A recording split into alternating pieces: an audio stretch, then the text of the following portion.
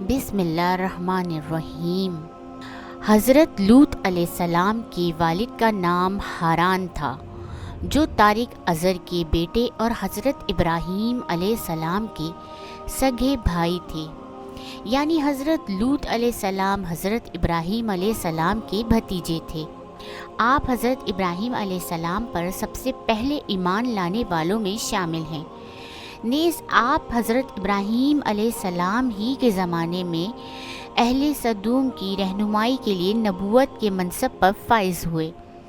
والد ہاران کے انتقال کے بعد حضرت لوط اپنے چچا حضرت ابراہیم کے ساتھ بابل میں مقیم رہے اور پھر ایک عرصے بعد سدوم نامی شہر میں آباد ہو گئے۔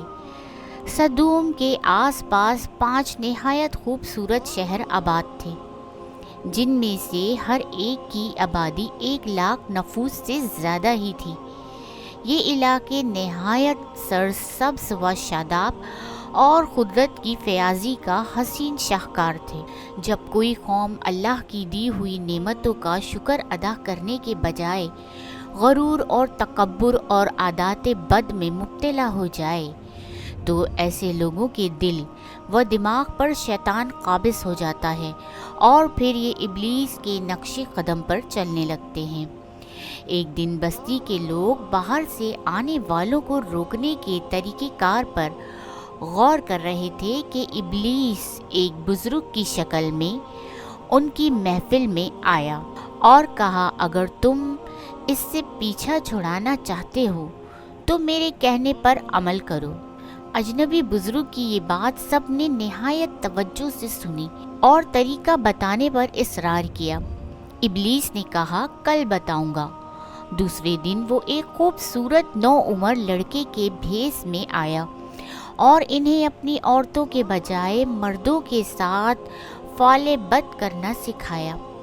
اس طرح ابلیس کے کہنے پر اس بدکاری کے موجد یعنی ملعون لوگ، انہوں نے شیطان کی ایما پر ایک ایسا گناہ ایجاد کیا جس کا اولاد آدم میں اس سے پہلے کسی کو خیال تک نہیں آیا تھا۔ یہی وہ وقت تھا جب اللہ تعالیٰ نے حضرت لوط علیہ السلام کو نبی بنا کر اس قوم کی اصلاح کے لیے بھیجا۔ حضرت لوط نے ان کو توحید کی دعوت دی اور بیہودہ حرکات سے منع فرمایا۔ قرآن پاک میں اللہ تعالیٰ فرماتے ہیں، اور لوط کو یاد کرو جب انہوں نے اپنی قوم سے کہا کہ تم بے حیائی کے کام کیوں کرتے ہو؟ کیا تم عورتوں کو چھوڑ کر لذت حاصل کرنے کے لیے مردوں کی طرف مائل ہوتے ہو؟ حقیقت یہ ہے کہ تم احمق لوگ ہو۔ سورہ نمل آیات نمبر 54-55۔ حضرت لوط علیہ السلام اپنی قوم کی عادات بد کی وجہ سے بڑے فکر مند رہتے تھے اور دن رات انہیں نصیحت و تبلیغ کرتے رہتے، لیکن قوم پر اس کا کوئی اثر نہ ہوا، بلکہ وہ مزید ڈھٹائی اور ہٹ دھرمی کے ساتھ فخریہ انداز میں یہ کام کرنے لگی۔ اس کے ساتھ ہی وہ حضرت لوط علیہ السلام کے ساتھ بھی سخت رویہ رکھتے اور ان کی باتوں کا مذاق اڑاتے۔ ارشاد باری تعالیٰ ہے، اور قوم لوط نے بھی پیغمبروں کو جھٹلایا جب ان سے ان کے بھائی لوط نے کہا کہ تم کیوں نہیں ڈرتے؟ میں تو تمہارا امانت دار پیغمبر ہوں، تو اللہ سے ڈرو اور میرا کہنا مانو، اور میں تم سے اس کام کا بدلہ نہیں مانگتا، میرا بدلہ اللہ رب العالمین کے ذمے ہے۔ کیا تم اہل عالم میں سے لڑکوں پر مائل ہوتے ہو اور تمہارے پروردگار نے جو تمہارے لیے بیویاں پیدا کی ہیں ان کو چھوڑ دیتے ہو؟ حقیقت یہ ہے کہ تم حد سے نکل جانے والے ہو۔ سورہ عشر آیات نمبر 160 سے 167۔ انہیں حضرت لوط کا سمجھانا برا لگتا تھا، چنانچہ انہوں نے صاف صاف کہہ دیا کہ اگر تم ہمیں اس طرح برا کہتے رہے اور ہمارے کاموں میں مداخلت کرتے رہے تو ہم تم کو اپنے شہر سے نکال دیں گے۔ قرآن پاک میں ہے، وہ کہنے لگی، اے لوط، اگر تم باز نہ آؤ گے تو ہم تم کو شہر بدر کر دیں گے۔ سورہ شعراء آیات نمبر 167۔ عذاب الہی کا مطالبہ۔ حضرت لوط مایوس ہونے کے بجائے قوم کو راہ راست پر لانے کی جدوجہد میں مصروف رہے، لیکن وہاں تو کیفیت یہ تھی کہ مرض بڑھتا گیا جوں جوں دوا کی، یعنی جتنا حضرت لوط انہیں اللہ تعالیٰ کے عذاب سے ڈراتے وہ اتنا ہی ان کا تمسخر اڑاتے، اور پھر ایک دن انہوں نے خود ہی عذاب الہی کا مطالبہ کر دیا۔ اللہ تعالیٰ نے انہیں اب تک دردناک عذاب سے محفوظ رکھا تھا، اور بدترین فحاشی اور بدکاری کے باوجود انہیں ڈھیل دی جا رہے تھے، لیکن اب انہوں نے خود ہی عذاب کی فرمائش کر دی اور بولے، اے لوط، اگر تم سچے ہو تو ہم پر عذاب لے آؤ۔ سورہ عنکبوت آیات نمبر 29۔ قوم کے اس مطالبے کے بعد حضرت لوط کو یقین ہو گیا کہ اللہ تعالیٰ نے ان کے دلوں پر مہر کر دی ہے اور یہ سب راہ راست پر آنے والے نہیں، لہٰذا انہوں نے نہایت بے بسی کے عالم میں اللہ عز و جل کے سامنے ہاتھ پھیلا دیے اور دعا کی، اے میرے پروردگار، ان مفسد لوگوں کے مقابلے میں میری نصرت فرما۔ سورہ عنکبوت آیات نمبر 30۔ اللہ تعالیٰ نے اپنی نبی کی دعا قبول فرمائی اور اپنے خاص فرشتوں کو دنیا کی طرف روانہ کر دیا۔ حضرت سعدی فرماتے ہیں، فرشتے حضرت ابراہیم سے ملاقات کے بعد حضرت لوط کی بستی پہنچے اور دوپہر کے وقت وہاں داخل ہوئے۔ جب وہ سدوم شہر میں پہنچے تو ان کی حضرت لوط علیہ السلام کی صاحبزادی سے ملاقات ہو گئی جو وہاں پانی بھرنے پہنچی تھیں۔ فرشتوں نے لڑکی سے پوچھا، ہم یہاں کہیں ٹھہر سکتے ہیں؟ لڑکی نے جواب دیا، آپ یہیں رکے رہیں، میں واپس آ کر بتاتی ہوں۔ در حقیقت لڑکی کو ڈر ہوا کہ اگر یہ قوم کے ہاتھ لگ گئے تو ان سے بدسلوکی ہو سکتی ہے۔ وہ اپنے والد حضرت لوط علیہ السلام کے پاس تشریف لائیں اور صورتحال سے آگاہ کیا، اے ابا جان، شہر کے باہر چند اجنبی نوعمر لڑکے ہیں، کہیں ایسا نہ ہو کہ قوم ان کو پکڑ لے۔ قوم نے حضرت لوط کو مہمانوں کو اپنے ہاں ٹھہرنے سے منع کیا، لیکن اس کے باوجود وہ چھپ چھپا کر انہیں اپنے گھر لے آئے۔ فرمانے باری تعالیٰ ہے، اور جب ہمارے فرشتے لوط کے پاس آئے تو وہ ان کے آنے سے غمناک اور تنگ دل ہوئے اور کہنے لگے کہ آج کا دن بڑی مشکل کا دن ہے۔ سورہ ہود آیات نمبر 77۔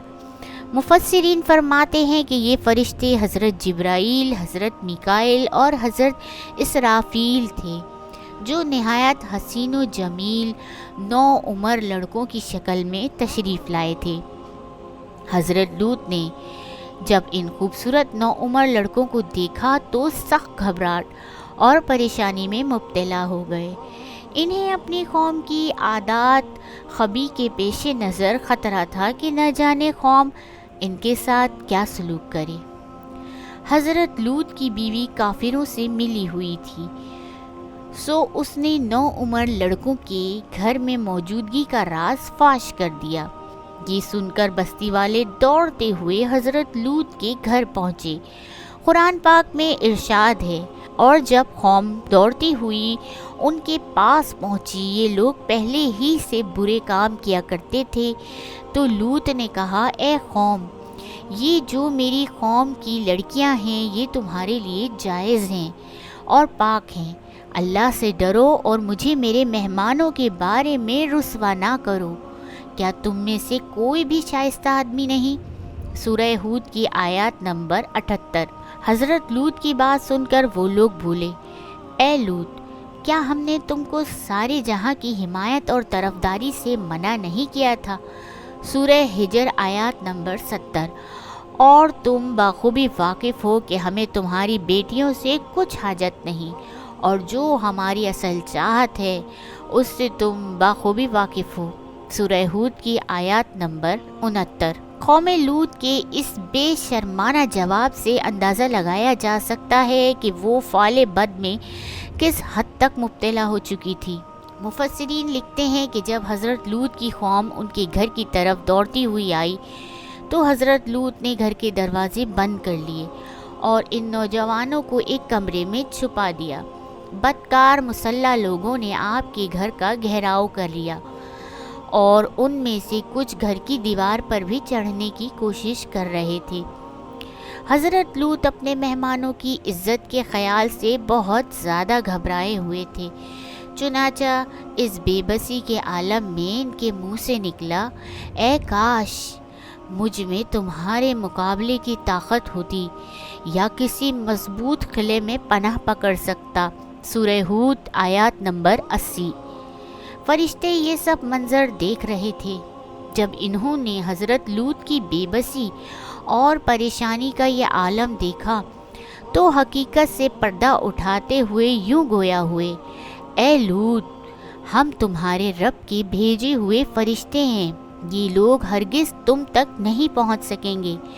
کچھ رات باقی ہے تو اپنے گھر والوں کو لے کر چل دو اور تم میں سے کوئی شخص پیچھے مڑ کر نہ دیکھے، مگر تمہاری بیوی کی جو آفت ان پر پڑھنے والی ہے وہی اس پر پڑھے گی۔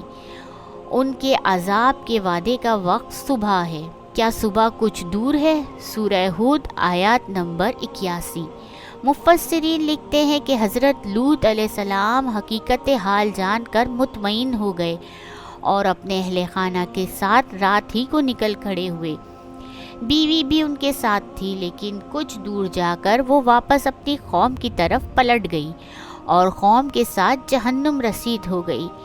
قوم حضرت لوط کے گھر کا دروازہ توڑنے پر بضد تھی، چنانچہ حضرت جبرائیل علیہ السلام نے گھر سے باہر نکل کر اپنے پر کا ایک کونا انہیں مارا، جس سے ان سب کی آنکھوں کے ڈیلے باہر نکل آئے اور بصارت زائل ہو گئی۔ یہ خاص عذاب ان لوگوں کو پہنچا جو حضرت لوط کے پاس بدنیتی سے آئے تھے۔ صبح عذاب عام میں پوری قوم تباہ ہو گئی۔ ابن کثیر قرآن کریم میں ارشاد ہے، اور انہوں نے لوط سے ان کے مہمانوں کو لینا چاہا تو ہم نے ان کی آنکھیں اندھی کر دی۔ سورہ قمر آیات نمبر 37۔ ابھی صبح کا آغاز ہی ہوا تھا کہ اللہ تعالیٰ کے حکم سے حضرت جبرائیل علیہ السلام نے بستی کو اپنے پر سے اکھیڑا اور پھر اپنے بازو پر رکھ کر آسمان پر چڑھ گئے، حتیٰ کہ آسمان والوں نے بستی کے کتوں کے بھونکنے اور مرغوں کے بولنے کی آوازیں سنی۔ پھر اس بستی کو زمین پر دے مارا، جس کے بعد ان پر پتھروں کی بارش ہوئی۔ ہر پتھر پر مرنے والے کا نام لکھا ہوا تھا۔ جب یہ پتھر ان کو لگتے تو سر پاش پاش ہو جاتے۔ صبح سویرے شروع ہونے والا یہ عذاب اشراق تک پوری بستی کو نیست و نابود کر چکا تھا۔ اگر کوئی شخص بستی سے باہر تھا تو اسے وہ پتھر اسی جگہ جا لگا جہاں وہ تھا۔